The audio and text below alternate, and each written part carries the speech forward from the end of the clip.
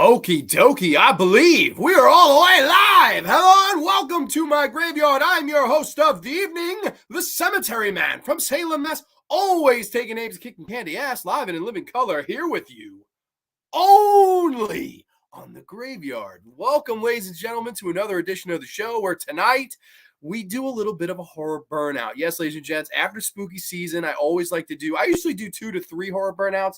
This year, I'm only doing this one. This is the one standalone horror burnout episode that we'll be doing this year, of course, to remove ourselves from spooky season. It was a very fun October. All my shows did at least 200 plus views, which is absolutely astounding views considering how much horror YouTube content is going on in the month of October. The fact that every single show got 200 views or more, and the fact that Down by the Bay has way over 1,000 views is humbling. I mean, I really, really appreciate all of you and your support for, Grande's Graveyard over the past month. It's totally humbling. The subscription numbers have been going up. We're monetized now. So we're definitely going places, and I'm very, very excited to celebrate it with you all. And a very small little announcement, if you didn't catch it on the community post, I will be doing new t-shirts coming December.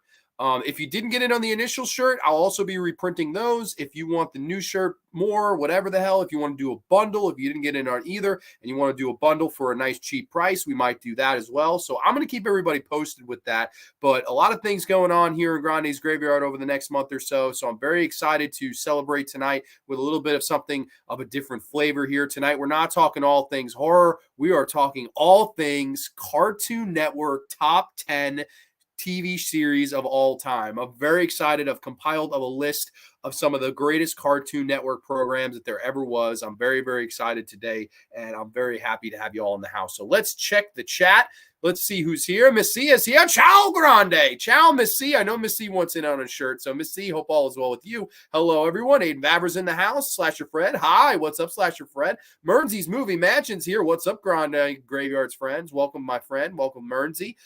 Ciao, Grande. Different topic tonight. Leaving out the usual suspects. I'll say that Johnny Bravo and Space Ghost Coast to Coast were very good shows. Hi to all the people in the chat. Mateo, always a pleasure to have you in the chat, my friend. And man, I am super excited to talk all things cartoons tonight. Taking a stroll down memory lane and reliving the childhood a little bit here tonight. Saving the world before bedtime. What's up, Grande? Hell yeah, brother. What's up, man? Hope all is well with you, Merns. Congrats on the views. Thank you. Hey, how are you, buddy? I'm on 1.1. Look at this guy, 1K to 1.1. Anthony's doing great. Like the new avatar, Miss C. I do as well. I have to second that. How are you, buddy? Oh, now you got 1.2. Look at you go. You went from 1K to 1.2 in no time. So very cool for Anthony, number one YouTuber in the world. Anthony also did a nice review of Down by the Bay, so thank you for that. I remember when the Cartoon Network used to show old classic cartoon series before they were all moved to the sister channel Boomerang. Yes, and that's the thing here I want to get into before we get into the top 10 list is the criteria of this, the structuring of this. Now, if you're an Adult Swim fan, I left every Adult Swim show off the list because if Adult Swim counted, Futurama probably makes this list. If Adult Swim counted, Family Guy definitely makes this list. If Adult Swim counted, Robot Chicken might have made this list. So Adult Swim programming was left out. Anything on Toonami was fair game. Anything that was bought by Cartoon Network that was either like a Hanna-Barbera or, like Sasha Fred says, aired on a Boomerang, the sister channel, which aired a lot of the classic Flintstones and the Jetsons and shit like that. My only rule was it had to at least air on Cartoon Network once. Even if it was a rerun, it had to air on the Cartoon Network channel itself. And it had to either be original Cartoon Network content or retro content bought and then re-aired on Cartoon Network itself. So that's why, Family Guy, I know was a Fox show. Family Guy was owned by Fox. I think it still is owned by Fox. Futurama, I believe, was a Comedy Central show. So there's a lot of these shows that couldn't qualify, even though they showed late night on Adult Swim on Cartoon Network itself. So this was either strictly classic Cartoon Network content that they created, or you do have a couple exceptions to the rule, and we will get there. So I'm very excited here tonight. Let's see. Mateo says, Rick and Morty out too, John? Unfortunately, yes. Rick and Morty is out. Rick and Morty is not on this list, and it did not qualify. So I apologize for that. I'm definitely more of an Adult Swim fan. They have some cool and bizarre stuff. It kills me to leave Robot Chicken off this list. I probably could do a top 10 Adult Swim someday. because I like enough stuff on Adult Swim. But then again, everything would be fair game. Even though I know Family Guy's not original Adult Swim content, that's like the channel I watched Family Guy on growing up. I never watched it on Channel 5, just never did. So yeah, that's definitely like gonna throw some people off. Probably people will be like, what the hell? Why is this not on there? Why is that not on there? So I'm explaining that now. So don't keep your pitchforks and knives away from me.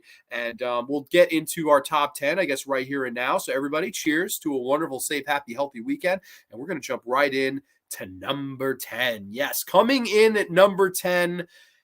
I mean, there's no better show to come in at the number 10 slot because this show actually coincidentally has the number 10 in it. And it's one that I was a absolute mark for as a kid. I wanted to be this person growing up. This show came around right around the time I was 10 years old. And with all this 10 themes, where's Ty Dillinger? 10, 10, 10. It's a perfect 10. This is none other than Ben 10. Yes, Ben 10 comes in at number 10. Brief plot synopsis of the show. The story of Ben Tennyson, a typical kid who becomes a very atypical kid after he discovers the Omnitrix, a mysterious alien device with the power to transform the wearer into 10 different alien species. Yes, I fucking loved Ben 10. And of course, a constant actress you'll see on this list tonight is Tara Strong. I absolutely love Tara Strong. So many wonderful performances, and you'll see her show up quite a bit. I mean, she was a big part of not just my childhood, but everyone's childhood. One of the great voice actresses of all time. And she played Ben 10. She played the boy character Ben 10, the lead, Ben Tennyson. And the basic story of the show was it was he, his cousin Gwen, and the grandfather going cross country on like a summer vacation. And then, of course, one night in the woods, he finds the Omnitrix, which kind of morphs itself to his wrist. It almost looks like a big green watch. And he can kind of dial between which alien he wants to turn into. And each alien has its own kind of attributes where he could go and fight crime with. One of them is accelerate. They could just run really fast and kick candy ass. One of them is forearms, which is this four-arm giant red alien that could just smash. It's basically like your version, the red version of the Hulk or the Thing or the big brute, the Beast from X-Men. You had the Diamond Head guy who was this awesome like green. He was my favorite one, was Diamond Head. And they didn't use him that much, which always pissed me off. Diamond Head had like this green like armor and could shoot these like diamond spikes at you and kill your ass. I loved Diamond Head. Gray Matter was this tiny alien that couldn't fight crime, but it was so smart it could fucking tell you what you needed to do, and how to solve crime and fight fucking bad guys and shit like that. I liked all the ghosts had such unique, interesting attributes. And as it went on, you got more and more. It wasn't just Ben 10. Then he discovers Cannonball. And at one point, there's this one called Ghost Freak, which is like the horror alien. And that is like it's a heel and it fucking turns on him and shit. You had some great bad guys in this too. I always remember Kevin 11, who was this fucking piece of shit kid that he meets at the arcade. And Kevin 11 like turns to the dark side and he is like one step better than Ben 10. He's like the anti Ben 10. He's one better. He's Kevin 11. I don't know. I know this all sounds kind of stupid. And maybe you just have to be a 10-year-old kid. I believe, what year did this debut? This was 2005. So, yeah, I was 9 going on 10 in 2005. So I would have been 10 the following year. So I was 9 years old when this show dropped. It caught me at the right age. I wanted to be Ben 10. I remember buying the video games. I still this day have the PS2 video game of Ben 10, and you could only be 4 aliens in it, which made no sense to me. I thought they could have done a thing where you could have been all of the aliens. But the show kicked ass. I thought it was a lot of fun. They always included the grandfather and the cousin Gwen, and they always had something to do, and there was always a lesson to be learned. And while trying to juggle and fight all this crime, here was a 10-year-old kid that was still trying to live his life and enjoy his summer. So you definitely have that Spider-Man element in there too, where Spider-Man's trying to, I'm trying to do this, I'm trying to fight crime, I'm trying to do good, I'm trying to earn a living, all these things. You have this here, but from a child's perspective, and I thought it was so well done. I love Ben 10. I think Ben 10 is a great show created by the man of action. And oh my God, you will hear this a lot tonight. If I think you got a killer theme song right off the bat, you've got a fucking kick-ass show, because this show had a great kick-ass theme song. He's got superpowers. He's no ordinary kid. He's Ben 10. Awesome fucking show. Love some Ben 10. But let's hit the comments. Let's see what you guys think of Ben 10. What's Aqua Teen Hunger Force greater than? Oh, dude, Aqua Teen Hunger Force is my cousin's all-time favorite show. She would watch that shit. She fucking adored Aqua Team Hunger Force. Absolutely. That is so crazy you bring that up. That makes me think of so many memories with my cousin. I loved that show. That's awesome pick there. I like the MTV stuff, Daria. Beavis and Butthead, Celebrity Deathmatch. Okay, so that's all MTV stuff. If you ever watched the show Liquid Television, Miss Carter, Beavis and Butthead originally aired. Oh my God, Beavis and Butthead's great. Beavis and Butthead was just so fun. Oh, cool, Slasher Fred. I didn't know that. Hey, good evening, Graveyard Crew. Sean Blue is here. Welcome, Sean Blue. Hope all is well with you, my friend. Hey, Sean Blue. Miss Carter also on the show. Aeon Flux also appeared on Liquid Television. Okay, people saying hi to one another. Celebrity Deathmatch was awesome. Absolutely. That was a little bit before my time, but I've always caught reruns of it on MTV. I meant, like, is it Cartoon Network? That's Adult Swim, unfortunately. Otherwise, that probably would have made the fucking list. That I love Aqua Teen Hunger Force too. So yeah, I think it sounds like my adults in the house want some more Adult Swim, but the kid and me, we did the kid shows tonight. So I apologize for everybody. I love Celebrity Deathmatch. Surprised there's not a movie based on Ben 10. There, you know what, Mernsey? I'm about to blow your mind. So, okay, there is a live action movie, and it's directed by none other than Alex fucking Winter. Yes, Bill from Bill and Ted is the director of the Ben 10 movie. Unfortunately, it is a CGI mess that was made for about $7.50 and a fucking ham sandwich and a hot dog and a handshake. It is a piece of monkey shit, unfortunately. And I love Alex Winter. There was no one more excited when the Ben 10 movie got announced than me. And the fact that I heard that Bill from fucking Bill and Ted was going to direct it, I was like, dude, take my money. I can't wait. And then it initially was going to be in the theater, and I was so excited to be going to the movie theater to see Ben 10. And unfortunately, it got degraded to just a direct-to-TV premiere. I think the movie is literally like an hour and 6 minutes long. It's not even feature length, really. Like with commercials and padding, it's an hour and a half, but it's like an hour and 6 minute movie or something like that. And it's quite bad. It's unfortunate because I loved the show. I thought the show was great. Now, they did quite a few spin-offs of Ben 10 that I never quite cared for as much. And it maybe, you know, the big thing with Cartoon Network and a big thing with this list is you look at yourself in your life and where you were at the time. Like I was 9 going on 10. This was I was the demographic, a 10-year-old boy trying to enjoy his life, trying to enjoy his summer, that automatically, you know, it's an ordinary kid that gets thrown into an extraordinary situation and just becomes this fucking hero and has to learn life lessons from his grandfather and his cousin and, you know, learn and find himself through all these aliens. That I thought was so cool was he learned a little bit from all of them. Like sometimes the Omnitrix would pick for him. Like he'd be like, I want to smash everything with forearms.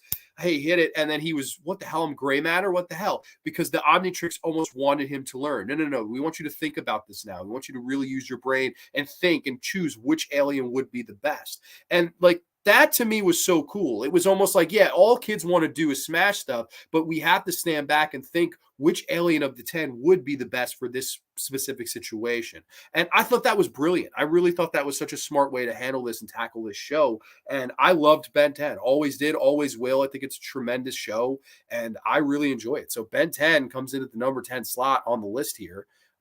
Absolutely love this one. Love me some Ben 10.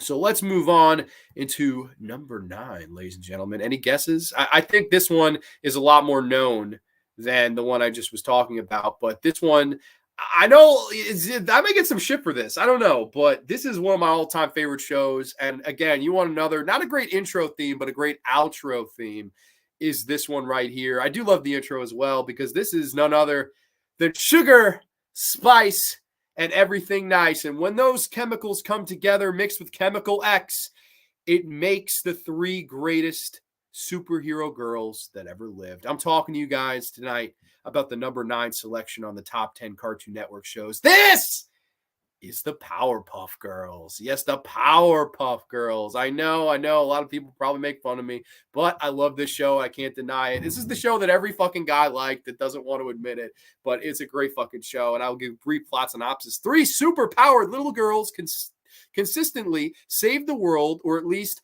the city of Townsville. Tom Kenny, where you at? From monsters, would-be conquerors, and a few other gross things. Yes, the Powerpuff Girls. Oh my God, I love this show. I absolutely adored the Powerpuff Girls ever since the first time I saw it. And what always stuck with me was the outro song.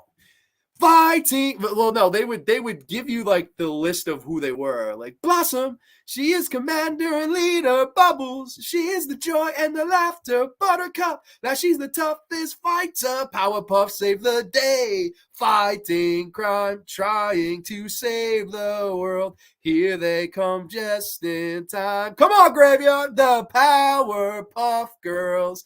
Love the fucking Powerpuff Girls, man. It was such a great fucking show about this professor who, always wanted the perfect daughter and he couldn't get that for whatever reason. I don't know if he was impotent. I don't know if he couldn't meet the right lady, but he wanted to create the perfect child. And so he decided to put all of these ingredients in a jar and try to make the perfect child. And accidentally, he puts chemical X, which is this forbidden chemical that you can put in. And instead of one daughter, he gets three. And instead of one or two or three natural daughters, he gets three that have superpowers. And each one of them all had their own, wonderful personalities. Blossom was the leader, the strong, kind of strength of the crew, the glue that held them together. Bubbles was the sweetness and the, innocence of the crew. And then Buttercup was the ass kicker. Buttercup was rock and roll. And I thought the three of them together was just made such a great team, and not just a team, but a family. Here's these girls that would go to preschool or first grade or kindergarten or whatever it was, and they were just, trying to fit in with the other kids. But meanwhile, when these giant monsters or the amoeba boys or all these, colorful, creative monsters would create, an attack, creating havoc and mayhem in the city of Townsville, which Tom Kenny does the intro of all of them. The city of Townsville. And if you don't know Tom Kenny, that's SpongeBob SquarePants for all you people at home. He would always do those intros and there would always be shit going on. And I loved all the villains. Like I said, the Amoeba Boys were fun. I always remembered Mojo Jojo, which is voiced by Roger Jackson, who was, of course, the voice of Ghostface and Scream, which this is right around the same time. This is 1998 where the show debuted, where Scream comes out in 96. And I believe Scream 2 was 97. So Roger Jackson, oh my God, we need the lead voice for the lead villain. Get Roger Jackson and he'll be Mojo Jojo. I loved Mojo Jojo. He was this monkey with a giant brain. And he had this giant like helmet to cover his giant ass brain, and they would punch his ass in the brain and would like bleed and shit like that. I absolutely loved that stuff. You had one of the scariest villains to me ever was on this show, and it was the villain Her. Or no, it might have been even called Him. And it was like this fucking, I could maybe see if I could find it. Let me see if I can find Him, because it was so fucking scary to me, and still is to this day. Here it is. Here's Him. Okay, this is Him. Oh my God, that thing was so creepy, man. Like, it had the weirdest voice. It was like, "Hello, Powerpuff Girls." I was like, what the fuck is that thing? And you don't know it's Him, but like I always thought it was a chick, but I have no idea. Slasher Fred says Him is like a devil. Yeah, I guess so. It definitely has the devil red and like the devil. It definitely, yeah, I think that's a good way to describe it. And Tom Kane was the voice of Him. I was like, Him was the best villain. It just always scared the shit out of me. I don't know what it was. I think it was the voice actor. I think he just did a wonderful job at really getting underneath your skin and kind of making you unsettled. And I don't know, I always liked the Powerpuff Girls. I thought it was so fun, like when they would do like the episodes where they created like a fourth Powerpuff Girl, but she didn't come out as cute, and she was like kind of stupid and, ugly and grotesque and all of these things. But then at the end, they accept her as the sister, or the fucking, numerous ones where it's like we have to come together and we have to be sisters and we have to, put our differences aside. I know Blossom, there's the one where she gets a power that the other two don't have and they're jealous of her. I don't know. I was always a sucker for the show. I just think it was like beautifully done. I really think the Powerpuff Girls was such an interesting show at the time. And like, I'm surprised they haven't done anything with this entity today. Like a lot of these, like Ben 10 deserve better. Like they've done fucking movies for how many Ninja Turtle movies have they done? And I know the fucking Powerpuff Girls are not the Ninja Turtles. I know the Teen Titans are not the Ninja Turtles. I know their Ninja Turtles popularity is at a completely different ballpark and level. But like, I don't understand when we live in a world where like Five Nights at Freddy just got a huge budgeted movie and we never got a Powerpuff Girls like live action movie. We did get the animated movie. I know there's the animated movie from 2004, which I didn't mind. Actually, or it might have been 2002. I'm not sure. But they did do the Powerpuff Girls movie that did go to the theater. That wasn't bad at all. That was fine. I don't know. I just wish that they would do more stuff with the Powerpuff Girls. I think you definitely could have. But that's just me. Let's see. Let's go back to comments because I skipped some. Let's see. I think we were here. There was once a TV series called The What? A cartoon series that used to have so many segments that later became popular Cartoon Network series. I've never seen that. Was Mike Tyson on Cartoon Network? Just curious. Was Mike Tyson? I don't think so. That doesn't ring a bell to me. Powerpuff Girls. Oh, yeah, I fucked with this one. It was awesome. Dude, me too. I fucked heavy with the Powerpuff Girls. They kicked some candy ass. I noticed that the series had many references to the original Batman TV series, like the Hotline. Yes, and the mayor and his secretary was Sarah Bellum because she had always think for him, and they never showed her face. She was like, she had big yits and a giant ass, but they would never show her face. She had all this curly orange hair around her face. And I was that the professor was going to end up with her, but I don't know. Meant Mike Tyson Mysteries. There's definitely no way that was on Cartoon Network. And if it was, I missed it. When I was in high school, bleachers, there was a few Powerpuff Girls. Oh shit, Mateo, throw it out. The Gang Green Grade, that's right. Did I fucking forget I speak English there? Like, okay. The Gang Green Gang was one of them. Him is like a devil. There's also Princess Morbucks, who was like a cross between Annie Warbucks and Veruca Salt. I'm Veruca Salt. It's Veruca, sweetheart, Daddy's coming. I love Veruca Salt. Veruca Salt's great. Yeah, damn shame we didn't get a live action movie. You never know. Yeah, I guess you never know. I think they were in development of it and it got shut down for COVID and they never went back. I believe that like they were working on it. I remember my friend Mark was so excited about it. And like it was, I think February of 2020 when it was like supposed to start filming, and I think they got shut down like days in, and then that was it, you know. So I mean, it is what it is, and I don't think they had much money behind that. So I don't know, maybe one day, maybe someday, that the Powerpuff Girls will come back to the big screen. I know they did a revival, which they changed the animation style, and I really was thrown off by that. I love this animation style. Like, I don't think you could top this. I just think it looks so visually interesting. Like, I love the use of fucking color. Like, you use all these fucking wonderful colors for the Powerpuff Girls. Like, look at this. Like, look at how beautiful that is. Like, here, I'll minimize myself and take the comment down. But like here, you have like these beautiful, vibrant purple, like a purple city. Like, what the fuck? Like, who would ever do that? And the new show, they just made it all modern, and I didn't think it looked half as good. And like, look, that red just pops, and the pink and the green. You almost can lose the pink and the green in there. That's how nice that purple and red pop. I don't know. I'm a big, like, if you fuck with animation style and you change things for the worst, you could lose me in a heartbeat. And that's when I heard the Powerpuff Girls come back. I'm like, I know I'm in college, but I got to check it out. And I watched it. I was like, this is not it. You changed the palette. You can't do that, man. I just felt that was just wrong. I didn't like what they were doing there. Let's see. I used to know a lady called Powerpuff. Rumor has it she hated her race and skin color dress, like a clown white grease paint. What the fuck are you talking about, Miss C? What the fuck? One of my favorite Powerpuff Girls episodes is Telephonies, where the Gang Green Gang, man, that is the tongue twister of the night. The Gang Green Gang uses the hotline to make prank calls and sends the girls on a wild goose chase. That's right. I remember that one as well. I'm a big fan. I don't know if these are streaming anywhere or if there's like a Blu-ray set. Okay, they are playing on HBO Max, so that's very interesting to hear, because I haven't watched the show in a long time. Now, for show prep for these, I really didn't do much. I'm going off like just childhood, heart, memory feels. So, this is just really going off memory type of show. But I loved the Powerpuff Girls. I thought the Powerpuff Girls was a fucking really, really fun time and a show that I always really enjoyed growing up. So Powerpuff Girls comes in at number 9. I know this is an interesting list so far, and it's only going to get more interesting with our next pick, because our next pick was in the Grande household, very hated. I remember my grandmother hated this show. She said, oh, that's the Three Idiots. That's what she would call this show, the Three Idiots. Oh, God, I hate the Three Idiots. Well, I'm here to tell you I love these Three Idiots. I'm loving these Three Idiots all with the same name, because number 8, this is Ed, and Eddy. Yes, Ed, and Eddy comes in at the number 8 slot. The off-the-wall day-to-day life of 3 friends who have exactly the same name. Yes, Ed, and Eddy. I fucking loved Ed, Ed, and Eddy. I thought Ed, Ed, and Eddy was a great show. And right off the bat, I thought was so interesting about it was it didn't have a specific time where it took place. It wasn't the 50s. It wasn't the 60s, 70s, 80s, 90s, modern day. It was almost like it felt like it took place in an alternate dimension. Like you had the cul-de-sac, which is where Ed and Eddy all lived in. And you never ever see parents. You never see authority. It's all kids.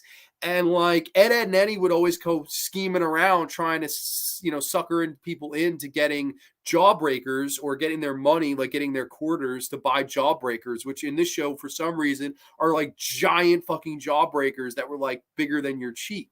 And Ed, Ed, and Eddy were all like these wonderful three idiots that were all best friends. Of course, you have here, I guess I could point out, this was Ed, who is like the big dumb one I love the voice actor that does him. He's great. Hey, Double D, what are we going to do today? Like he had the greatest, like just dumb kind of character. Then you have Double D here who has like the sock hat. And I always thought Double D was a chick when I was a kid. That's a kind of a fun fact here. And then you have Eddy, who was like supposed to be the brains of the operation, but he was just an idiot, always kind of outsmarting himself and always trying to like scheme people and stuff. And the three of them together just made for such a fun tandem. I loved the three of them. And I loved the neighbors in the cul-de-sac, whether it be Rolf was my favorite. Rolf was like this farmer boy from the middle of fucking nowhere who was just like running a farm by himself. And my name is Rolf. And Rolf would just out of nowhere just get very angry and fucking kick somebody's ass. Like I loved Rolf. I loved.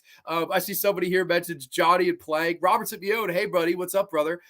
Johnny and Plank. Johnny had fucking no friends, so he made this block of wood called Plank and made it his best friend. Hi, Plank. It was just a fucking piece of wood with a fucking smile and eyes on it, and it was like one of the best characters in the show. You had Naz. You had fucking Jimmy, you had the Kanker sisters who were like the female versions of Ed, Ed, and Eddy who loved them, but they were these, I think they used the word canker and were kind of insinuating that they're skanky. Like that was kind of the Skanker sisters. Like they're very skanky for lack of a better word. So why not label them the Kankers? I loved the fucking Kanker sisters. I thought they were fucking great. Like they lived in this trailer park and it was all trashy. They were trailer park trash. And hey, Ed, I'm May Kanker. Come on over.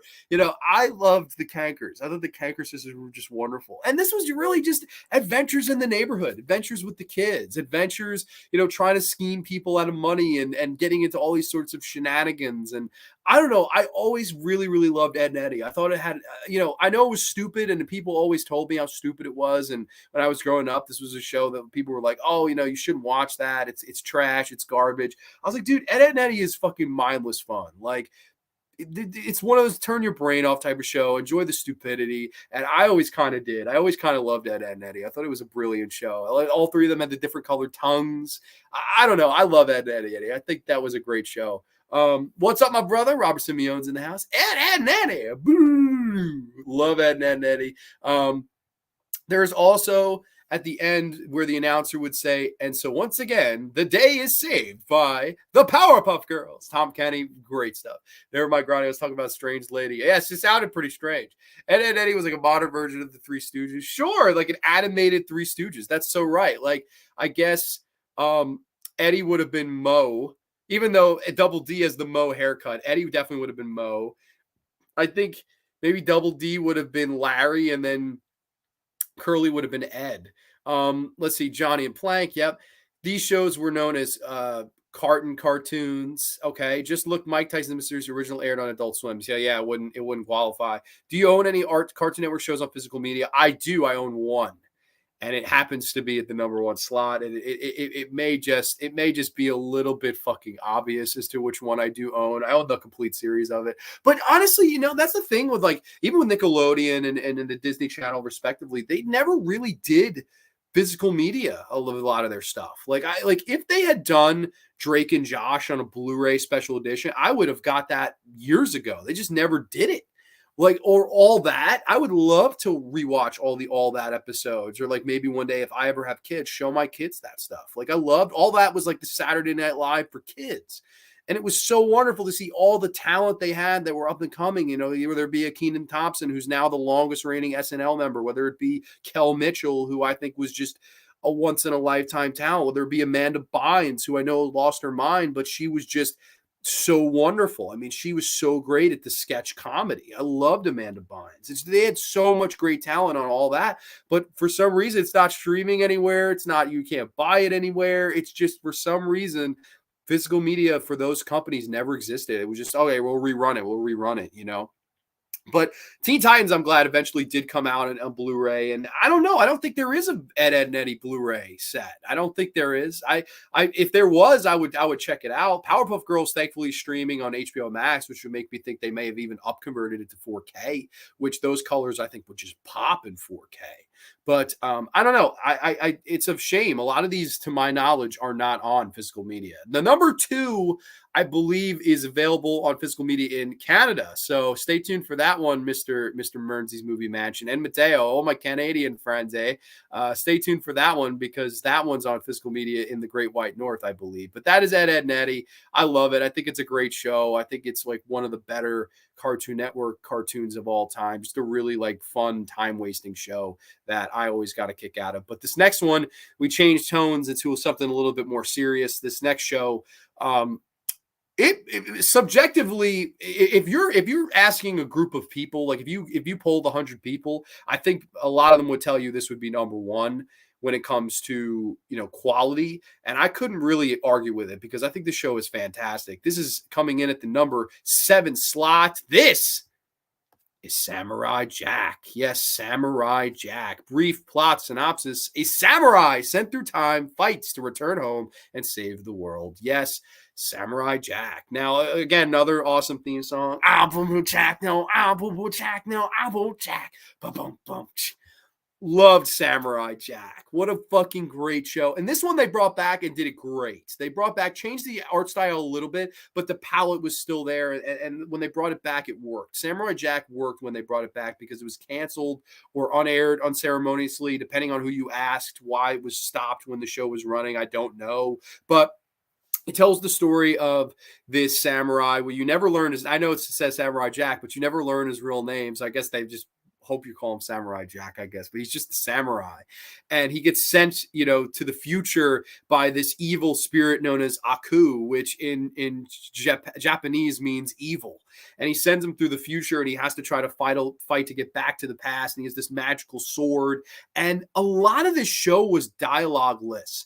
You don't have a lot of dialogue on Samurai Jack. A lot of it was just fun action sequences, like something Quentin Tarantino would do in something like Kill Bill. And funny enough, this predated Kill Bill, to my knowledge. I believe this was 2001. Kill Bill comes out 2004. I see heavy influence of Samurai Jack in what would go on to be, you know, The Bride and Killing People and Kill Bill Volume 1 especially.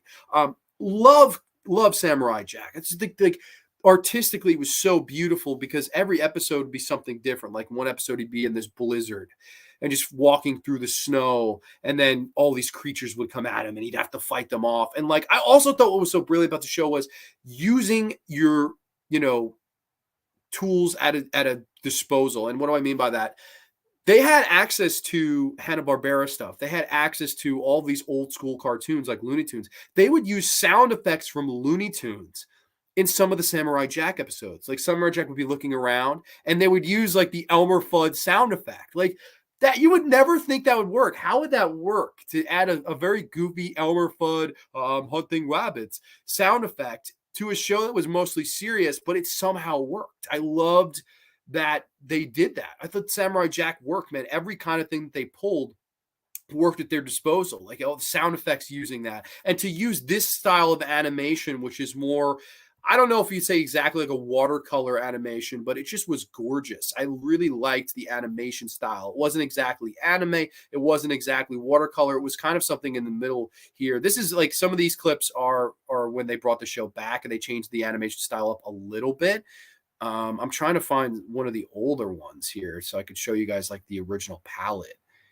I think this was more of the like original palette here. It's like something like this, where Samurai Jack is just in the rain and it's like a black and white flashback, and you know, he's just like death staring somebody. And it's amazing to me because really the character doesn't have much dialogue, but he was able to add such a presence and you know, intensity even without, talking and stuff like that. I thought Samurai Jack was brilliant. I really, really liked Samurai Jack. Aiden Bavers says Samurai Jack was truly amazing. It was able to watch it during its reruns on Cartoon Network. Yeah, me too. I watched it when it premiered, and I loved the show when it premiered. I thought Samurai Jack was just great when it premiered, and then just disappeared. It was like, what the fuck? Like, when is Samurai Jack gonna end? And then they brought it back years and years and years later, like very recently, and they were given like a free creative control to do whatever the fuck they want to finish it. And I loved the show. I believe it aired on Toonami occasionally. I'm not sure if anyone wants to fact check me, but I believe this aired on Toonami at times. I really enjoyed the show. I think Samurai Jack was great. You mean like when Looney Tune is dizzy and says AA to snap out of it? Dude, they would use anything from the Looney Tunes library, like even to the sound effect of walking. Or the Wile E. Coyote or the Roadrunner. They would use sound effects from there when Samurai Jack was killing motherfuckers. Like, it was so I'm like, what? Like, who thought to do that? But it somehow works. Like, those goofy sound effects, and then this serious show with this like wonderful artistic palette. I thought it worked great. Good brother Ghostface Brett's here. What's up, Gronny? A little late tonight. I saw that Ben 10 was on your list. Ben 10 is my all-time favorite, one of my all-time favorite shows from my childhood. Love the OG, Alien Force and Ultimate Alien. Dude, love me some Ben 10 too. Ben 10 came in at number 10, fun enough. But yeah, I was saying at the time, I was 9 years old when Ben 10 came out. And it just caught me at the right time. It was like the perfect demographic for that show. And like I was saying, like traveling the country and, enjoying your summer and learning life lessons and learning which aliens and which parts of yourself work for whatever specific, alien of the week Ben 10 had to face. I thought that stuff was great. I loved Ben 10. I think Ben 10 is a great show. Jonathan Schwartz is in the house. What's going on, Jonathan? Samurai Jack and a pulled pork sandwich from Adam's Rib was a great Saturday night as a child. Dude, wow, that you make me miss Adam's Rib. I fucking loved that place, man. I remember me and Jonathan, we went and we ate an absurd amount of food together, man. There's few people in this world that I could put away food with like I can with Jonathan. It's just like something comes over you. It's like, all right, like I don't know, but not like we're trying to outdo each other, but we're trying to just fucking eat like fucking men. You know what I mean? And like we'd sit down, have a fucking half rack of ribs each and cornbread, and Jonathan would fucking get like the pulled pork sandwich or something, and then I would get a fucking ginormous burger or a Philly cheesesteak or whatever the fuck we were feeling, man. Love chowing down with Jonathan. Birthday can't come soon enough. I'm very excited to go back to the Voodoo Crab with you and the fellas, the Bows. Hope Jack did not have an Acme sword. Well, dude, he had a magical sword that would sometimes, like if you slashed the right way, it could take you through another dimension or time, or the rules of Samurai Jack always confused me. Like, I never could really follow it. I was always like, wait a minute, what the fuck? Now we're here? Now we're in the fucking Himalayas? Like, how the fuck did we get to the fucking Himalayas? But we're in the fucking Himalayas. Fucking Samurai Jack will kill some motherfuckers. Like, that was it. It was just, as a child, you just let these things fucking go. Maybe as an adult now, I'd be like, wait a minute, why is he in the Himalayas? I want to know. But at the time, we just didn't care. It was just fun to see Samurai Jack kill motherfuckers and clean house and take names. I loved the show. I think Samurai Jack was way ahead of its time. I think if Samurai Jack had aired now, it would be like one of the biggest shows on television. I think at the time, it was just so above and beyond and ahead and miles of past every single show that was on. It really, really was. It was such a different, unique type of show. And that's why it makes this list. That's why it comes in at the number 7 slot, man. Jack Hammer says, solid show. I totally agree. Jack Hammer, welcome to the graveyard, my friend. Let's move on, though, into number 6. Yes, number 6 here, which is a show that I really couldn't leave off this list. I was like, man, I don't know. But this one had to make it because I watched it to death as a child, and I thought the idea of it was just too brilliant. And this is coming in at the number 6 slot. This is Codename Kids Next Door. Yes, the Codename Kids Next Door. Brief plot synopsis: the adventures of a group of 10-year-old friends who fight for the right to do everything that adults restrict them from doing. Codename Kids Next Door. Now, this was, again, a show that kind of caught me at the right age. I remember I came out when I was much younger. I think I was like 6 when this was out. So this was like a fucking show that I watched it much younger. But I loved the idea of it. Like in a world where, okay, the suave spies and James Bond, and they also had a show on Cartoon Network, which wasn't terrible. It was more for the female demographic. It was called Totally Spies. I didn't hate that show. What really wasn't for me or my demographic. It was more like for a young teenage girl, I guess. And like it was cool. Like they had like lipstick fucking or lip gloss laser beams, and like all of their fucking makeup could be a weapon. I think that show, it was really smart in its own way when you think about it. But like, I don't know. I always thought like, I was like, this is like the Powerpuff Girls, but for teenage girls, because they all had like their surfing colored suit and shit. And I didn't think the characters were as good as, Buttercup, Blossom, and Bubbles, respectively. The 3 Bs, the killer bees. But this show I thought was brilliant too, because you had these 5 kids that lived in a tree house, and they were all like numbers. So there was number 1, who was Nigel Uno. Like every one of them, their real name would reflect the number of agent that they were. Number 2 was like Gilligan, and Gilligan, of course, from Gilligan's Island, was the first mate, aka the second in command. Number 3 was, I forget her real name, but I think in Chinese or Japanese, it translates to 3, and so on and so forth. Like the Abigail Lincoln was the number 5, and that Abe Lincoln was the 5th president. Like every single one of their names had something to do with their number too. I always thought that was clever as a kid. I was like, oh, that's so cool. And like, I thought this was such a fun show because every villain they'd fight, or I guess most of the villains they'd fight, would generally be like these uptight adults. You had the one episode where it was the fucking dentist, and he wanted them to stop eating candy, so he fucking attacked them, and he has this like giant brace like thing around his head. He would throw it at you like a fucking frisbee, and we were all this purple, and I thought that was great. You had the one where you had the snot guy, and he wanted to give everybody a cold, and you had to shoot like fucking orange juice at his ass. You had one where it was like this pizza, everyone was trying to get the pizza, and it was going from door to door and house to house, and like at the end the twist is it has anchovies on it, so nobody wants to eat it.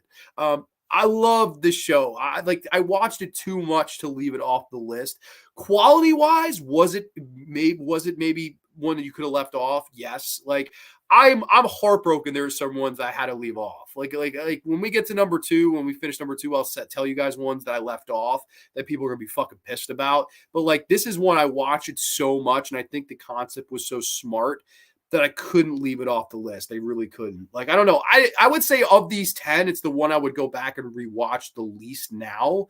Like if you said, okay, of these 10, which one are you least likely to go back and watch? Probably this one.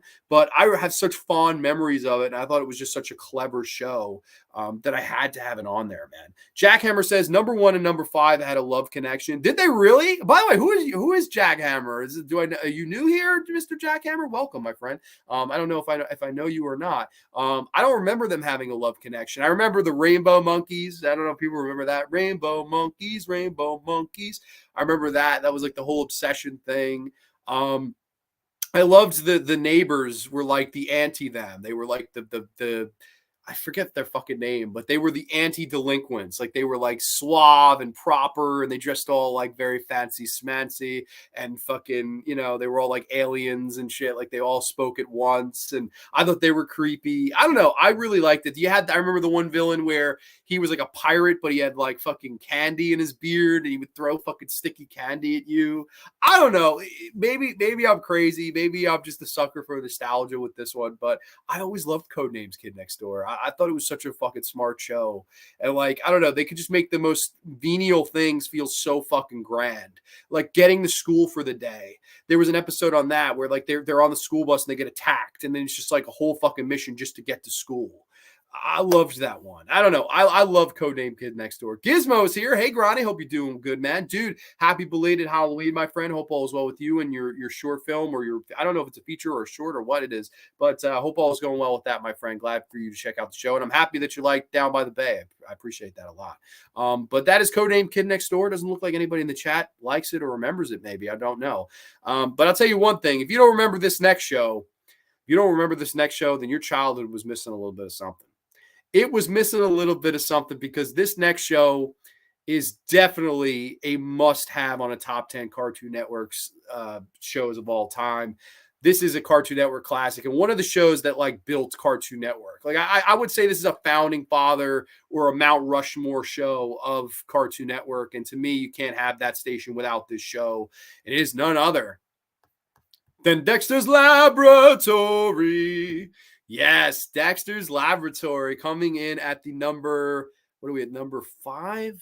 Wait. So 1, 2, 3, 4, 5. Yeah, this is number 5. So we're in the top 5 now, and Dexter's Laboratory cracks the top 5 here. A classic staple of fucking Cartoon Network. Like again, a show that makes the station. It's just that fucking good. Of course, it tells the story of Dexter, who's literally a foot tall, and he is this genius boy wonder, almost like a Jimmy Neutron, but in a way he was a lot meaner about it. He knew he was smart. He was kind of a little prick. And then, of course, you know, you had his sister Dee Dee, who, Dee Dee, get out of my laboratory. He hated Dee Dee, and Dee Dee would always run into the laboratory and fuck up all his experiments and shit like that. And he would get so upset because she was like a stupid blonde ditz. Like she didn't know anything. She wasn't smart. She wasn't, you know, cool. She was just kind of a pain in his ass. And he always hated Dee Dee, get out of my laboratory. I loved that shit. I thought it was just so much fun as he would yell at her, get angry with her and upset with her about whatever it may be. I just thought it was such a fun show. And like, they would also have like other random segments too. Like they had these random superheroes that were sometimes integrated into the show. The mother and the father were very fun characters. The mother especially was fun. I liked the voice actress who played the mother. But I didn't do the plot synopsis. I have to do that for all of them, right? The misadventures of a boy genius and his annoying sister. Yeah, I mean, stupid, simple, whatever, you know, but it was great. It just worked. It was just such a classic show. It's like, to me, one of the shows you have to have when you're talking about Cartoon Network. I think it's a must discussion. Let's see. Dexter's Laboratory was quite fun. Another show I caught on reruns. Oh, dude, totally. James Abernathy is here. Welcome, my friend. Hey, everyone. Woke up a bit late. Scanned through the first bit of ones. Heard of all but this one, but never seen any of them. Not my generation. More of a He-Man, Thundercats kind of guy. Okay, so you're more of an 80s child. Okay, I see that. That's definitely way before my time, but dude, definitely some quality stuff that you mentioned there. Welcome, James. Hope all is well with you. Eddie Deason, who had played many nerdy characters, was the voice of Dexter's rival. That's right, yes. And I think the voice acting on this show is great. Fun fact, Seth MacFarlane worked on Dexter's Lab. I did not know that. That is very cool fun fact, Mr. Jackhammer. So thank you for joining and mentioning that. Of course, you did. I think Tom Kenny did some voices on this. Here, I can take a look. Frank Welker did some voices on this. Rob Paulson. You had some really like big voice actors do, you know, parts of this show. And of course, it was created by Gennady Tartakovsky, who was a fucking legend in his own right. I mean, he was a genius. Of course, he was the producer of Samurai Jack. So, okay, you have Samurai Jack creator here. You have, you know, he would go on to do the Hotel Transylvania movies to anyone who likes those. I believe he produced the Powerpuff Girls. So he was a big part of, you know, this list. 3 of the things he was involved in or produced was a part of this list. So he's a big part of my childhood, even though, you know, before the show I wouldn't have known his name. Dexter's Lab had the best intro and outro of all the cartoons on the network. I loved the outro because the guy that sang the outro went so fucking hard for it. Like, it was, I want to fucking get up. You know what we're going to do right now? We're going to get up the lyrics and fucking go as hard as this guy here. Dexter's Laboratory. Dexter's Laboratory. The ending song lyrics. Let's fucking do it. Let's see. I think because it was like and Dexter's Laboratory. Okay, I got it. Okay. Enter at your own peril, past the bolted door, where impossible things may happen that the world has never seen before. In Dexter's Laboratory lives the smartest boy you've ever seen. But Dee Dee blows his experiments to smithereens. There is gloom and doom while things go boom in Dexter's Lab. Oh my God, that motherfucker went so hard. It was epic. It was like, it was the best ending ever to a show. It was like, oh my God, this pumped you up at the end. It was like, damn, I want more Dexter's Laboratory now. Like, it's funny, like, now there's the show Dexter, which is a fucking really good show in and of its own right. But it's like, when I remember at the time when the show Dexter came out, people were like, oh, Dexter. And I was like, what the fuck? What is the resurgence of Dexter's Laboratory? Like, what? Like, I didn't get it at the time. I was like, what the fuck are you talking about? And they were like, oh, no. It's like a guy and he kills serial killers, but he's a serial killer that kills bad people. I was like, what the fuck? What is it? Any really? And they were like, no, you dumb bastard. That was the cartoon of the kid trying to kick his sister out of the fucking place. Like, oh, okay. Like, I didn't understand at the time. I remember being like very confused when Dexter, the show premiered. And I was like, dude, fuck Dexter. Give me Dexter's Laboratory. I loved this show. To me, a show that built the channel. I think it's a founding father, a Mount Rushmore. I think Dexter's Laboratory has to be on any top 10 Cartoon Network list. Even though there are ones that had to be on here that I left off, and I know people are going to be fucking pissed. But to my horror fans, coming in at the number 4 slot is going to very much excite you, because I think this is one that fucking people are going to fucking love. Because this has a lot of horror into it, and to me is definitely a big reason as to why I'm a horror fan, because every single week they would bring out a different subgenre of the horror genre and integrate it into this children's show about this fucking cowardly dog. And I'm talking to you about none other at number 4. I'm talking about Courage the Cowardly Dog. Yes, Courage the Cowardly Dog comes in at the number 4. Jonathan says, bro, I thought Blown to Smithereens in the outro was Steal the Rings. Like, fucking Sonic. Sonic gets hit. Bing! Steal the rings, Eggman. That's fucking amazing. I didn't realize that you just sung it. Yeah, dude, I love that guy. That I want to know that guy's name, because he went so hard. I've never seen somebody go that fucking hard for an outro. Like, I loved it. Dexter's a top 5 Showtime show, though. It probably is. I like the show. I remember when it debuted, like, I heard Dexter, and I thought people were referring to the animated show. I was like, well, what the fuck? Like, are they airing Dexter again on Boomerang? Like, I didn't get it. And so he's like, no, it's this other show. And I watched it. I thought it was fantastic. Familiar with Tartakovsky because of Primal, wouldn't have guessed the others. Okay. Courage the Cowardly Dog had a very iconic intro. Of course, we interrupt this program to bring you Courage the Cowardly Dog show with Courage the Cowardly Dog. He was abandoned as a pup, and he was found by Muriel, who lives in the middle of nowhere, with Eustace, who Eustace always was trying to be a dick to Courage and scare the shit out of him and put these masks on and wooga, wooga, wooga, and scare the shit out of Courage. And I think the show helped me become a horror fan, because every fucking week it was something else. Like, one week it was fucking Courage, and he would go to the diner, and they were insinuating that they were eating people in the diner. And that was the first time I ever saw anything like that. This was before I saw a Motel Hell. This was before I saw a Blood Diner. This is before I saw, all these horror movies that would go on to take these tropes and kind of make them into feature-length films. And to me, Courage the Cowardly Dog felt like every week it was homaging a certain type of horror, while being an entertaining kids show, while being almost like a To the Rescue type of show, where Courage is this pink cowardly dog that's afraid of his own shadow. But at the same time, to save Muriel, the only person he really loved, because he hated Eustace and Eustace hated him, every week would have to face his fears and face the big bad demon or big bad ghost at the end and have to kind of overcome it. And I loved this show. I mean, the music was fantastic. Bum, ba-da-bum, bum, bum, bum, ba-da-bum, bum, bum. They would kind of build the tension with it and stuff. And they would get some genuine scares. I remember watching this with my father years and years and years ago. I mean, I'm talking when I was really, really young. I remember he came to me the next day. He said, I can't watch the show anymore. I said, why? He goes, man, I got nightmares from that fucking show. I'm like, you got nightmares of Courage the Cowardly Dog? He's like, yes, I fucking did. It was the one where there was this ghost lady in the distance, and she was kind of like moving, like she was doing the fucking Kayako Sayeki, if you will, for any of my fucking Ju-on fans. She was doing like the Kayako Sayeki in the distance, and she was woo, like oohing and getting closer and closer. And Courage, every time we look at the door, just scream. Like, he was a very over-the-top dog. He was like, ah! Like, he would fucking scream and fucking run. He'd be like, he would always ramble and try to fucking get the attention. What are you saying? What's wrong, Courage? I don't know why, but it worked. It doesn't, on paper, if you brought this to me, I would have said no. Like I unbiasedly, even though knowing how good the show is and how much I like the show, I would have said no if you came to me with this. Okay, Grande, we've got a pink dog that lives in the middle of nowhere with 2 old fucks. And every week there's going to be these fucking things that attack them. And Courage has to fucking, be funny and entertaining and saving and fucking, that's going to be our show. I would have been like, dude, come up with something better than that. Like, it just doesn't sound like it would be that good, but it is. It's tremendous. It's so fucking good. Like, all the great creative monsters and ideas and, themes of the horror genre that they integrated into a kid show that kids maybe didn't even realize at the time.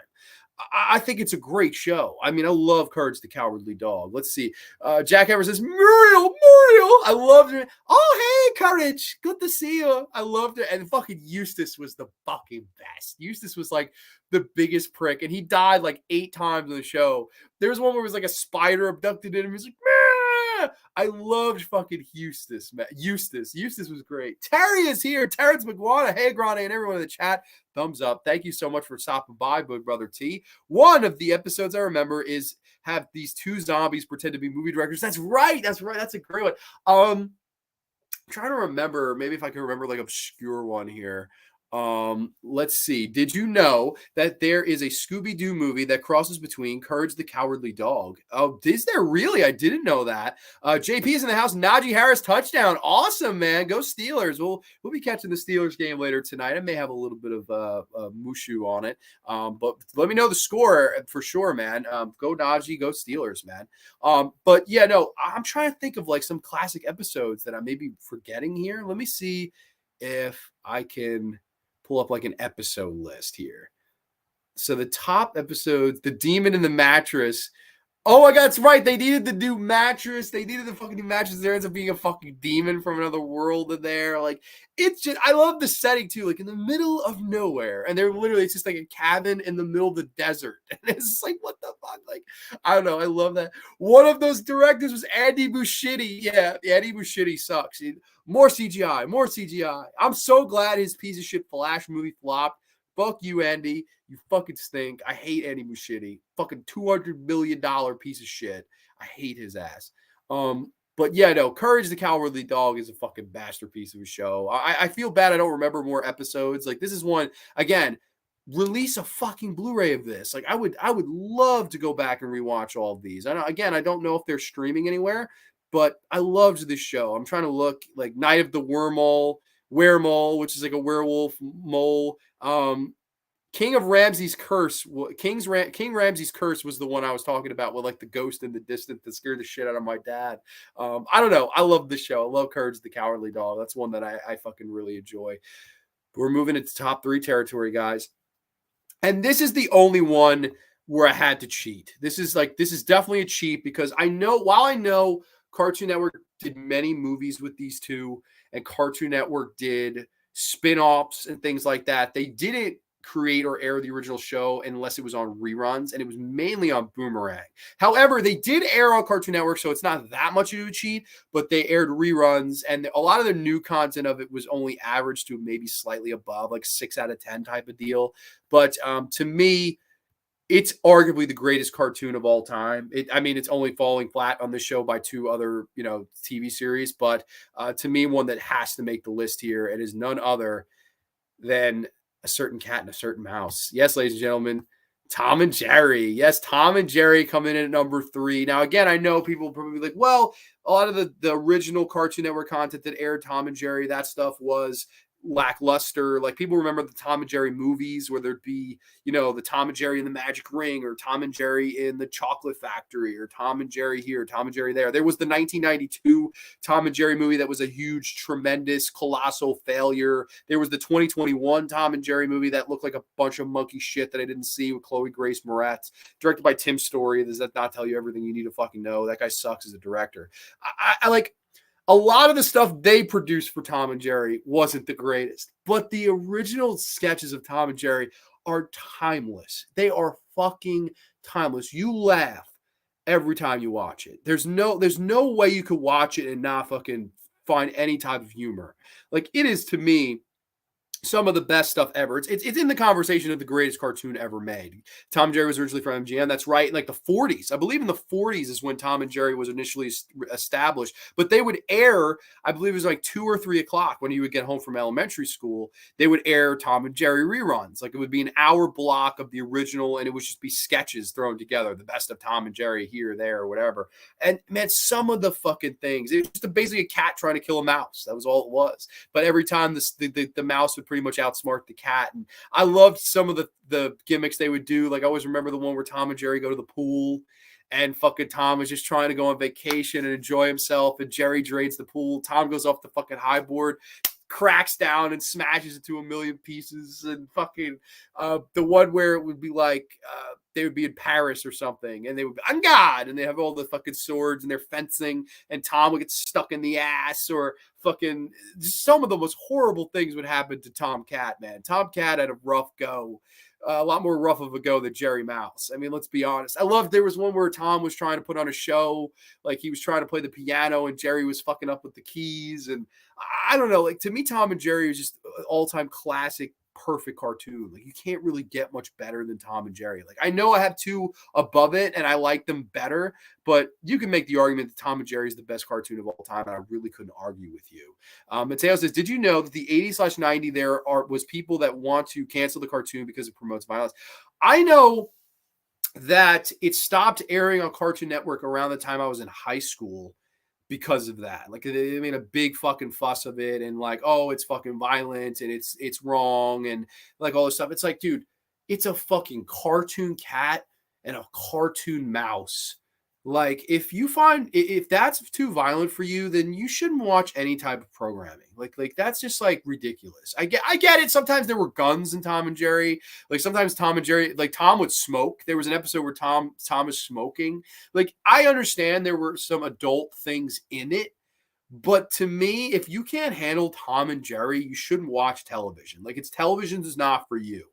Because Tom and Jerry is an all-time classic, no matter if you're fucking 100 years old, no matter if you're fucking 5 years old, there's no fucking way you can't not like Tom and Jerry. Like I've never met the person, oh, Tom and Jerry's a piece of shit. It's just not possible. It's not fathomable. It's a great fucking show. I love Tom and Jerry. Can never get enough of it. I think it's one of the best ever. I just love it. I really, really love Tom and Jerry. I have all the VHSs with Tom and Jerry Whiskers Away. I could even get up and show here. I'll show it. The Tom and Jerry VHS tapes I have, because I have numerous of them, but this one I know I had it in the room. The Tom and Jerry VHS tape right here. Tom and Jerry Whiskers Away, which I would love these, watch this over and over and over again. You would know what was coming. Like episodes include Cruise Cat, which that's the one where Tom goes on vacation, does like the smash to 1,000 pieces. Texas Tom, which that's the one with the gun and the tobacco. $1 Million Cat, Hollywood Bowl, The Cat and the Mermouse. Like I don't know what it was about this. The one where they go to the fucking pool hall and they're playing pool and they're fucking Tom is like cheating and all this. And I don't know. I love Tom and Jerry. King Gar is in the house. Hey yo, what's going on, good brother? Dude, when I was and also I want to say thank you, Corey, for reviewing Down by the Bay. Guys, if you haven't checked out Corey's channel, he did an awesome 31 and 31. He did 31 plus Halloween October picks for you guys to be recommended. They're all like 5 to 10 minute videos. Really great stuff. The one on Martin was my favorite, but unbiasedly, he also did a one on Down by the Bay and released it on fucking Halloween. So that was really nice of you. Thank you so much for reviewing that. I appreciate that, man. Dude, when I was really young, like 5 or 6, when I was 5, 6 years old, my great aunt would always watch me and I would watch Tom and Jerry the whole time. And I have so many memories attached to that show. It's truly timeless. It is. I think that's the word for Tom and Jerry. It's timeless. It's just so, like, I remember watching it over and over and over again. And even this, like, I watched this to death and I remembered, I was like, oh, this is the one where this happens. And I'm like, dude, it's still funny. Like, to me, if you can watch something over and over and still laugh, it's timeless. Like, it's perfect. I remember that prequel show. They did so many spinoffs of this. They did Tom and Jerry Kids, which wasn't as good. They did all the movies. Like I said, the magical ring where Jerry gets the ring stuck on his head. Like what? Like a lot of the movies had Tom and Jerry talking. Like I always felt like I was like, why don't you just do a feature length chase? Like they just make it simple. Like why did there have to be a story? Like Tom and Jerry never needed a story. They were 10-minute segments where fucking cat and mouse try to kill each other and it's fucking hysterical. And Tomcat would get his fucking foot crushed or his face smashed in with a blender or a fucking, iron. It was just great. I love Tom's scream. Yes, his scream is great. His tail would get smashed by a hammer and a little duckling character. That's right, the little duckling character. And I always remember the bulldog guy who would always be mad at Tom. He was always trying to eat steaks with his son, and Tom would fuck it up. I would, oh my God, I loved that guy. They had a Looney Tunes prequel show too. Oh, they had they had Looney Tunes Kids. They had Muppet Babies. They had tons of every fucking great successful cartoon had the prequel show. Like Scooby-Doo had a pup named Scooby-Doo. Scooby, a pup named Scooby. Scooby, a pup named Scooby-Doo. Scooby-Doo, Scooby-Doo. I love that fucking show. That didn't make the list though. So classic, just like Tweety and Sylvester. I want to see Tom finally catch and kill Jerry. There are a couple where Tom wins, but it's so few and far between that when you see it, you're like, yeah, because you do feel bad because Tom, no fucking person ever is encountered more than Tomcat, man. Tomcat's a tough motherfucker. Appreciate you. Happy to have done it. Thank you, man. I appreciate that. Tom and Jerry gave me trust issues. Love that show, of course. Loved Spike and it's done. That's right. That's the Bulldog's name was Spike. Personally love the Roadrunner, but Tom Jerry is more than a classic. I mean, I love both. I love the Roadrunner and Wile E. Coyote too, but I actually grew up with Tom and Jerry more. I would say Tom and Jerry feels more timeless too. Like the Roadrunner Wile E. Coyote does feel its age. Like it feels a little bit older. And that too, I would assume that if they tried to erase and cancel Tom and Jerry, that too, I mean, they would use explosives and dynamite and anvils and shit like that. But again, if you can't handle that, then you shouldn't be watching television. That's as simple as that, man. What the hell? It's a cartoon. Jeez, if you can't watch that, what is the alternative? Cartoons are meant for children. If you have ever seen that classic movie, Anchors Away, Jerry has a cameo in that movie. That's right. I believe also Jerry Mouse would dance with Gene Kelly. That was originally in the 40s. I want to say the mid 40s, maybe even the early 50s, around the time Singing in the Rain had come out. They did this amazing sketch with Gene Kelly and Jerry Mouse where they would dance. It was like a dance battle, the tap dance battle between each other. And they animated Jerry onto the screen to kind of tap dance with Gene Kelly. It was so fun and imaginative. I loved that. Tom and Jerry to me it's gotta be in consideration for the best ever. I know I broke a rule kind of because Cartoon Network didn't produce it. It reran it. So I know people say that's not really a Cartoon Network show. Okay, fair enough. This next one too might have some controversy too, because again, they bought this show from Canada. And to me, I think it's one of the greatest parody shows ever made, and it's my number 2 favorite show. So let me get the screen share up ready here as we move on to our number 2 pick, because this one to me is the most underrated on this whole list. This is none other than Total Drama Island. Yes, Total Drama Island coming in at the number 2 slot. Brief plot synopsis. Animated satire of Survivor reality shows featuring random teenage archetypes and stereotypes vying for the final prize by any means necessary. Yes, this one comes from the Great White North. This one is Total Drama Island. I remember when this show dropped in the States, because this aired in 2007 in Canada, and it didn't drop on Cartoon Network until 2008. So they already had if you went online and looked, you could know who the winner was going to be. And I remember kids doing that. This is 5th, 6th grade era Grande, where I would go to we were talking about Total Drama Island. Oh my God, who the fuck is getting eliminated this week? Shit that it sounds stupid. It sounds dumb, but this was the shit you would talk about at a fucking rectangular table when you were fucking, whatever fucking age. 2007, I would have been 11, maybe 10 going on 11, whatever the fuck. And this is the shit you would talk about, was who's going to get eliminated. And Total Drama Island to me is one of the most brilliant shows ever made, because it makes fun of and parodies Survivor in every single, reality television show that there has ever been, while also being a really, really effective Canadian, Survivor show in and of itself. I absolutely loved the idea of it. And you had all these wonderful, colorful characters that were also stereotypical. I mean, you had, of course, the guy in the middle here, Owen, who was like the big, fat, happy-go-lucky guy. You had Harold, who was like Napoleon Dynamite ripoff. You had Gwen, who was the, goth, tough chick. You had Heather, who was the bitch. Lindsay, the ditzy blonde. Izzy, the crazy redhead. You had, Noah, the know-it-all. You had Duncan, who was like this badass kind of, guy that would do any challenge or whatever the hell you said. You have love triangles and stories and, all these things, creative, fun challenges where every week it was, okay, this week it's dodgeball. This week it's a talent show. This week it's fucking, you have to face your fears. You have to face your biggest phobia. And, people would be afraid of heights. Some people would be afraid of cardboard standouts of Celine Dion, all these fucking fun challenges and dares and stuff like that. And I remember the hype. I remember it was such a big deal when it was coming to America because this show was fucking huge in Canada. It was like huge. And I was like, holy shit. Like, I am so excited for this show to finally come to the States. And they did this really cool thing where they switched the winner. Now, I don't know if people know this, but depending on which country you watch Total Drama Island in, you get a different winner, which I always thought, like, what a great way to keep it fresh.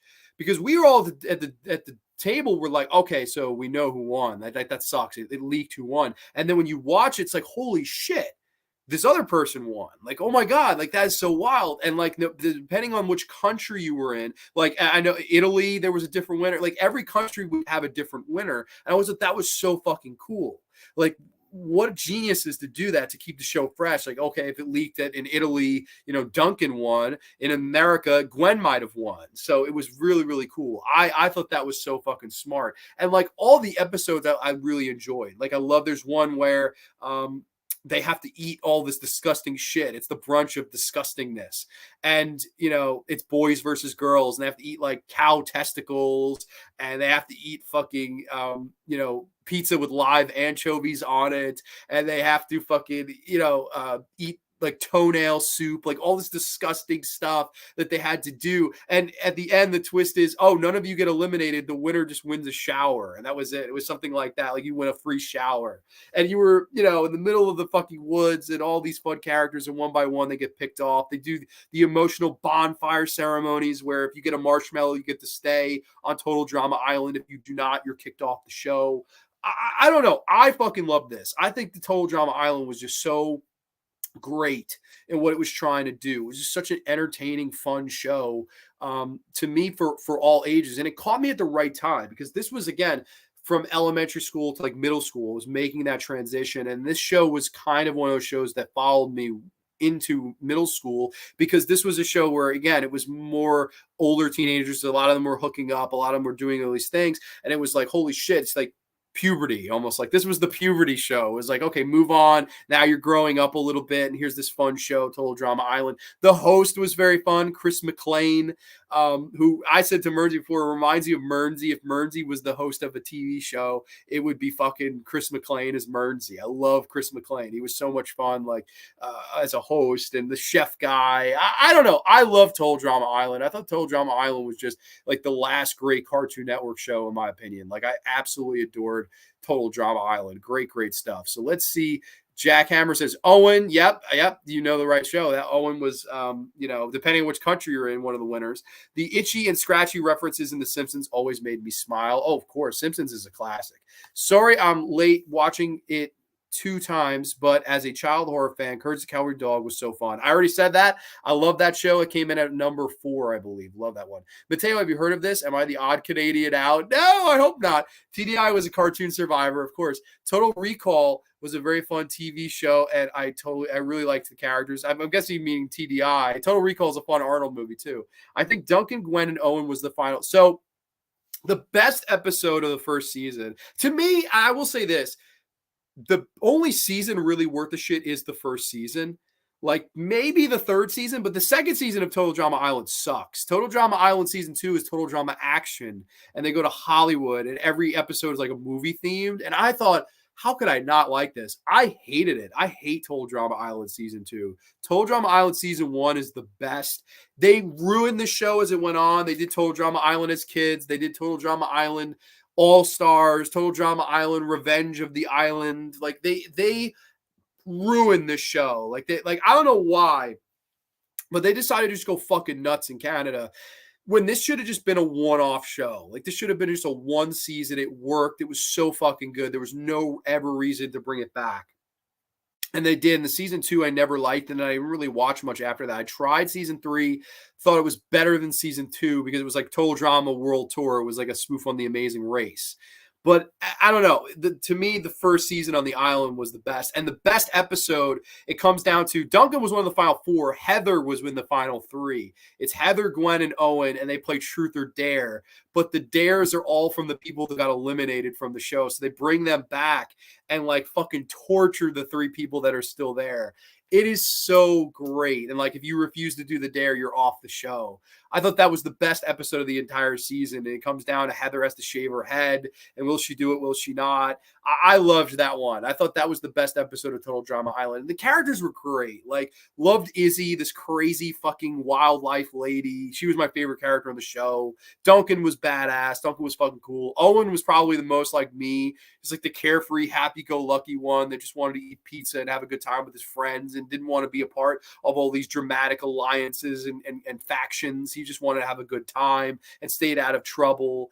I don't know. I loved the characters. No Mernsey. I've never seen it or heard of it. Wow. Okay. So I'm fucking, to me, when this came to America, this was a big fucking deal. In Canada, apparently, fucking Mateo and Mernsey have never fucking heard of it. So my 2 Canadians don't know. The 2 odd Canadians out. I'm with Mateo, Roadrunner hit. Okay.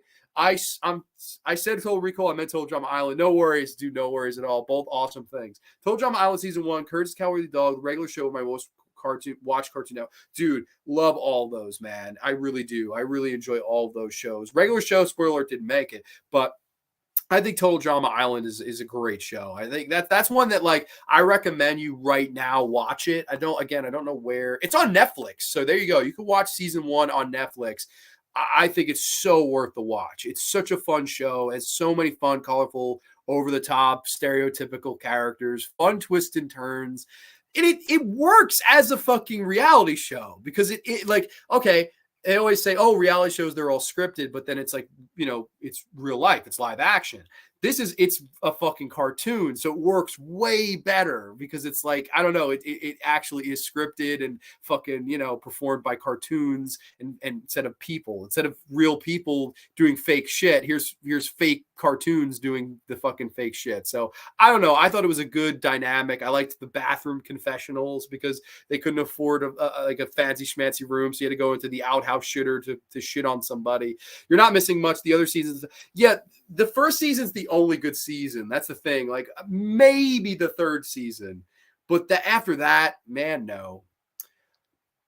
This one I fucking never liked. I never liked Camp Lazlo. Never liked it. And we're gonna get into the honorable mentions now because we're at number 1. So Camp Lazlo, I actually hated. Hated Camp Lazlo.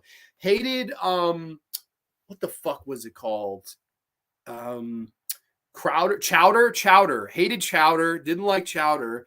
I did not like, never could get in, and people will hate me for this. Adventure Time. Never got into Adventure Time. Don't like it. I don't understand why it's like such a big fucking show. I never got it. Teen Titans Go is probably the worst. I think Teen Titans Go is terrible. I think it's just the biggest middle finger to the original show. Trying to think of other Cartoon Network shows I didn't like. The honorable mentions would be Foster's Home for Imaginary Kids. I thought that was a beautiful, creative show. Sometimes the artistic style of it rubbed me the wrong way, even though, again, I appreciate that they did something different and unique. But at the same time, it was like, it was ugly some weeks. I don't know.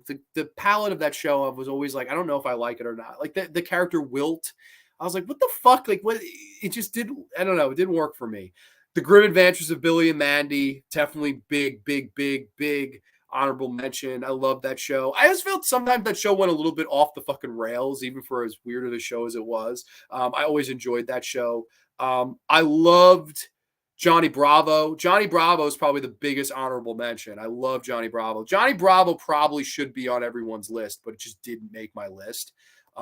It's definitely worth it for sure. Yeah, Johnny Bravo, I adored that shit. So funny and charming. Johnny Bravo was classic. Teen Titans was amazing. Well, if you feel that way, Mr. Jackhammer, if you feel that way, then I guess we'll leave you no more suspense, because coming in at number one is, in my opinion, the greatest cartoon show of all time.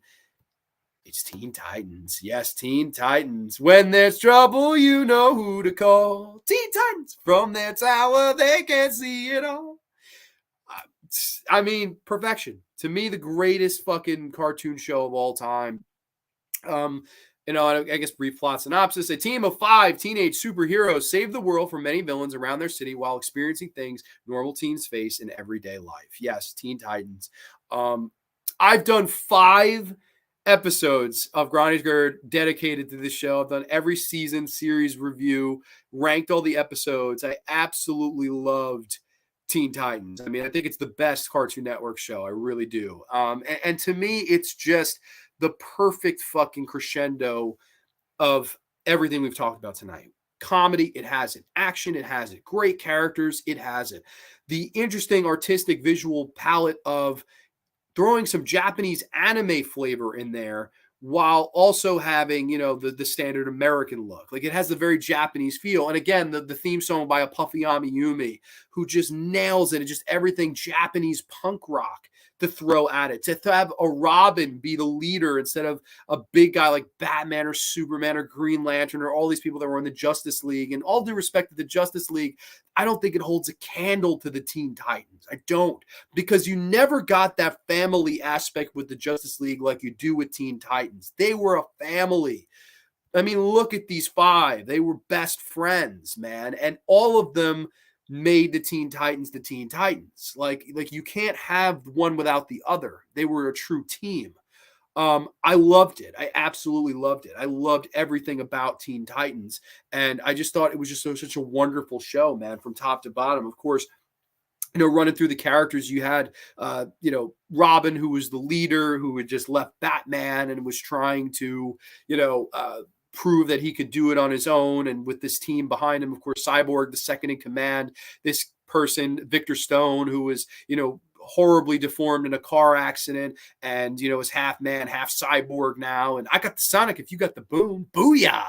He's this happy-go-lucky guy that kicks ass and takes names. Of course, you have Starfire, Coriander, who is from, the planet of Tamaran and is this, alien that's learning to learn our cultures, the naive one, but the true heart of the team. You have Beast Boy, who's kind of the class clown of the team. And then you, to me, have the best television character arguably ever in Raven, who I just think Tara Strong does a great job as the performance as Raven, who, to me, that's the best character she ever played. And that's saying a lot because Tara Strong's played a lot of different characters.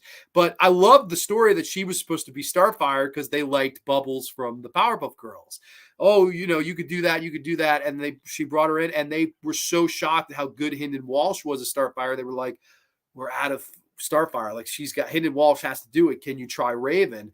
She was like, okay, I'll try it. And then becomes Raven and did something with it that nobody else could have made Raven. She makes Raven the best character on the show. It's just such a fucking great character as you move on to like season 4 and the whole arc with, the birthmark and the end and Slade and Trigon and all these wonderful things. I just love this show. I think it's one of the best. And I like that every week there was a moral and there was something for the characters to learn. Like there was the great episode with Beast Boy where he gets infected by this acid and can't control himself. He becomes this wild animal. And then, as the fucking episode moves on, he saves Raven at the end and he's like, listen, I'm sorry I couldn't control myself. And she says, listen, part of what makes you is learning how to control that. And it's not, when you use that is when you became a boy, it's when learning how to use it is what makes you a man. And I love that they have that wonderful moment between the two. And, I love there's a great episode with Cyborg when Cyborg goes into the Hive Academy undercover and he uses these things to make him look human. And he comes back and he's all sad. He's like, listen, I never got to do this. I never got to go to a high school dance. I never got to be normal. I was always a freak. And Starfire says to him, to us, you are normal. We love you for who you are. And you have to just look into the mirror and be happy for who you are. You be the cyborg you're going to be. I love that. I love that moment between the two of them. And sometimes, you see, it didn't even have to get romantic, even though I know eventually does with Starfire and Robin, and I love their love angle. But a lot of it didn't go there. A lot of it was just very we're friends. We're great friends. And I thought that worked. To me, Teen Titans, while it's about, fighting crime and it's about all these wonderful things, it's a show mostly about friendship. And I think that's why I loved Teen Titans. I learned so much from the Teen Titans in my life that I'm very, very fortunate to have learned. I love this show. To me, Teen Titans is the fucking greatest. To me, it's the greatest, second best show ever. It really is. Like, I would say The Twilight Zone, and then it's Teen Titans. And then House would probably be my number 3. I love those 3 shows. Would you consider Pokemon a Cartoon Network product? Did you like I'm a Weasel? I've never seen I'm a Weasel. Pokemon may have done reruns on the Cartoon Network station, but it was more on the CW11, and definitely I don't believe it aired on Cartoon Network, like produced by Cartoon Network. So I don't know if I would. Let's go here. I think we were okay. So there was also Whatever Happened to Robot Cow and Chicken I really liked. Let's see. Aiden says Adventure Time was overhyped. I agree. I just always thought Adventure Time sucked. Like I don't get. Maybe I don't get it. I don't. Maybe it's me. Evil Connor says I too stopped watching Cartoon Network once we got to exactly. Like I don't know if we're the same age. I don't know what age you are, but like I fell out of it. Like Camp Lazlo. I just didn't. I was like no. Like I don't think this stuff works that well. But like Total Drama Island, I was like wow, this is so refreshing. Like this is. It was meeting me at the age. I think it's a big part of it, whatever age you are. Like James was mentioning before, he grew up with He-Man and the Thundercats. That wasn't on. It was maybe airing at 3 a.m. on fucking Boomerang, when we were asleep. So we didn't get the chance to grow up with that stuff like he did. That was a product of his time being a kid. So I think a lot of it matters as to where you were. A lot of these shows probably came around between 2002 and 2007. That's not a fucking coincidence. I was like 6 to fucking 10. So, it makes sense there. Animation is so ugly. I agree with that. We never saw that coming. What in M. Night Shyamalan type of twist? I guess not. I didn't see the original Teen Titans when it first aired. Another one I caught on the reruns. Loved it so much. A lot of fun. Or great episodes, and a lot of characters were great. I agree. I loved the characters. I think it's just like I've talked about Teen Titans on this channel so fucking much. People probably get pissed that this was the inevitable number 1. If you are a fan of the show and you watch the seasons through, I did 5 episodes covering every season and the characters, and it literally reviewed every episode of the show. So I don't want to go too long on it here. Sucks that DC made a lackluster live action. Dude, that's right. And I watch those movies. I watched like Teen Titans versus the Justice League, which was a fucking false advertisement. And I also watched the Judas Contract Teen Titans movie, which was like, again, like the Young Justice type of, I don't know. To me, you took all the personality out of what these 5 brought. Like Carrie Payton as Cyborg is one of the best voice performances ever. He brought personality to a character that never, ever had personality. Cyborg was very fucking monotone in the comics and very monotone in almost every other adaptation. Here he's booyah and let's have a good time and let's fucking kick some ass. Let's go. Like Cyborg building his cars, and the episode of Cyborg where he fights Atlas. And, he says, I have a limit. I only can push 100%. I can't push past it. And by the end, he has to push above and beyond because he is only human. The man can beat Atlas. The machine can't. And he has to learn that. I love that one. Cyborg episodes are so fucking good, man.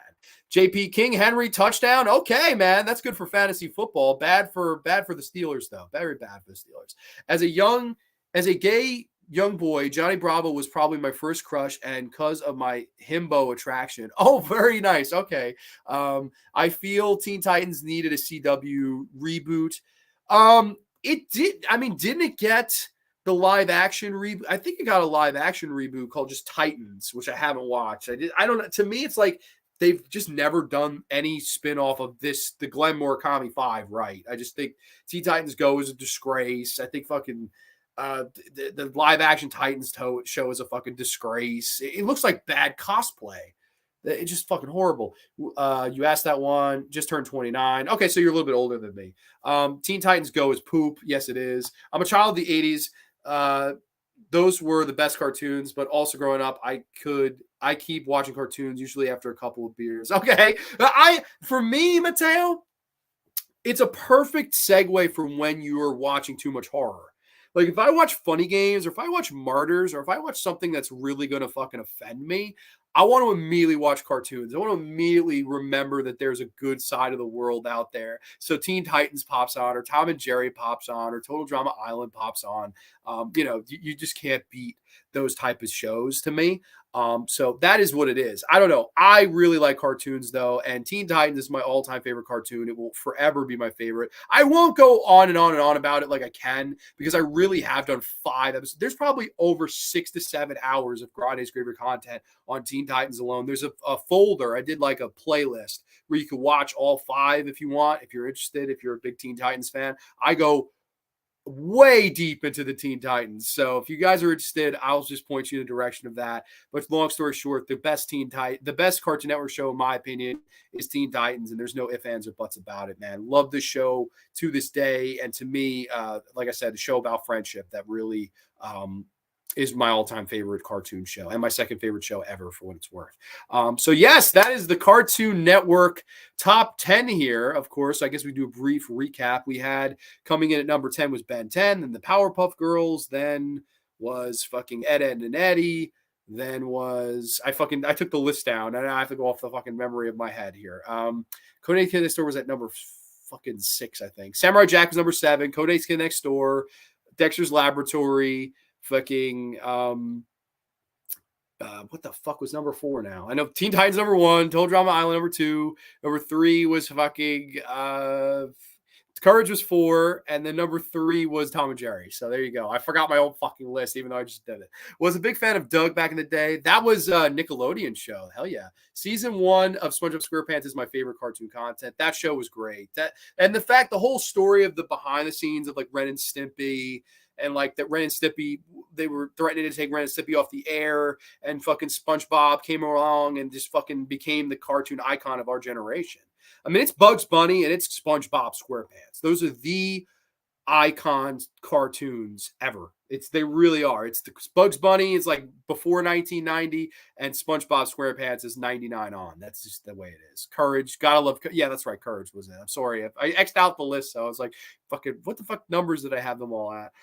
But everybody, I want to thank you so much for joining tonight. I know a little bit different from horror content here. I hope you can forgive me. But next week we will dive back into the horror content talking as we discuss not 1, not 2, not 3, not 4, not 5, not 6, not 7, but 8, if I get my hands right, 8 films to die for next week only on Grande's Grill. I'm very excited to discuss the first year of the 8 films to die for. So I'm very excited about that. I have a lot of show prep to get to, so I'm going to get into that as soon as tomorrow. I'm very much looking forward to rewatching the 8 films to die for and discussing about what that was, that time and period of the history of the genre. Of course, this was the year of 2006, so we will dive into all things 8 films to die for. I'm very excited to talk all things that next week on the show, and it's going to be a lot of fun. So everybody, thank you so much for tuning in. It was a very fun show talking all things Cartoon Network. I hope you had a fun time. If you're catching the replay, let me know. Comment down below. Let me know what your top 10 favorite Cartoon Network shows of all time are. I'm very much curious to hear it. Mernsy says, cheers, buddy. Have a great show. Thank you, Mernsy. I appreciate that. Mateo, always my friend. Always a pleasure to see you.